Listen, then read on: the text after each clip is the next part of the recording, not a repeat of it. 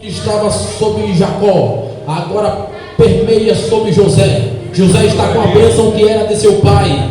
E a Bíblia conta que ele se destacava entre os seus irmãos. Por isso se levanta. Quando Jacó faz a túnica para José, está dando ênfase que ele vai ter uma autoridade sobre seus irmãos.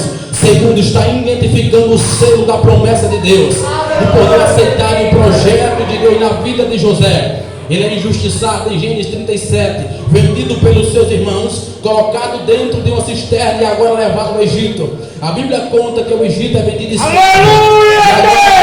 O texto em Gênesis diz que a mão do Senhor estava sobre José.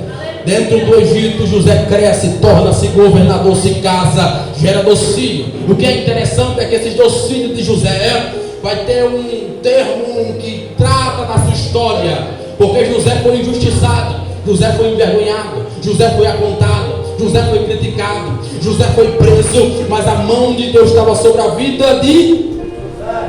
E aí que entra, porque isso é história, a Bíblia é uma história.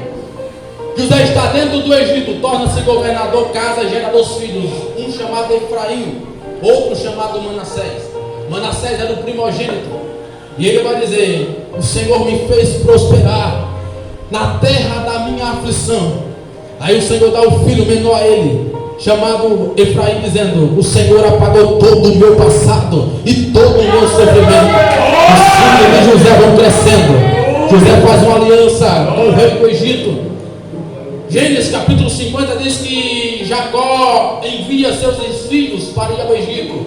E quando José reconhece e perdoa os seus irmãos, e Faraó agora faz uma aliança com Jacó, convida 70 almas. Êxodo capítulo 1 diz que entra dentro do Egito. Eles entram dentro do Egito, recebem a margem do Nilo, chamado Gósen, um lugar muito próspero, e eles passam a habitar lá. Entraram como convidado, mas a bênção de Deus estava sobre Israel. Passa-se longo período. Êxodo capítulo 1 diz que José morreu, Jacó morreu, a linhagem morre, mas a promessa de Deus não morre, permanece.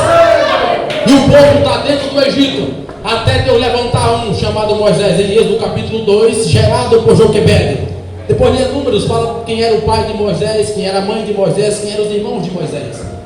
Ele nasce dentro do Egito, escondido durante 3 meses, colocado no Nilo, cresce dentro do palácio de Faraó. 40 anos, apresenta-se andando nos desertos do Egito, vê os seus irmãos sendo escravizados.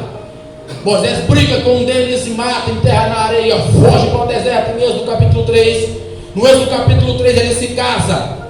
E agora que entra a história de Jethro, que era sogro de Moisés, casado dentro de um deserto de Ara, no meio de um deserto, pastoreando ovelhas do seu sogro. O Senhor se revela a Moisés e diz: Moisés, eu tenho visto e ouvido a aflição do meu povo. Fala de promessa. Por isso desci para livrar. Sabe o que ele estava querendo dizer? Quem fez a promessa foi eu. Vou entrar lá, vou arrancar. Aí é o texto que nós lemos, porque é nesse período de tempo que Deus tira o povo de dentro da escravidão. Passa 40 anos andando no deserto. Esse texto que a gente leu. Existia um grupo de pessoas, e nesse grupo de pessoas existia a linhagem. Aqui vai falar das promessas. Pode ler no capítulo 26, ele vai dividir a terra. E quando chega para a linhagem de José, ele para. Olha o texto, versículo 33. Porém, dá indicação, porém Zelofeade não tinha filho, senão, dá indicação, ele para. Porque quando chega na parte da divisão, ele para nele. Vai dar destaque. Não tinha filho, senão eles vão riscar o nome dele da promessa, irmão. Aleluia. Tem muita gente tentando riscar o teu nome do projeto de Deus. Tem muita gente tentando riscar a tua história do plano de Deus. Aleluia. Mas aquilo que Deus determinou para a tua vida, aquilo que Deus determinou para a tua família, aquilo que Deus determinou para a tua história, não pode ser revogado, não pode ser riscado. Isso é uma coisa. Não importa se fecham a porta, não importa se fecham para você, mas lá no céu tem uma porta dizendo: essa aí é meu, essa aí é minha. Eu tenho.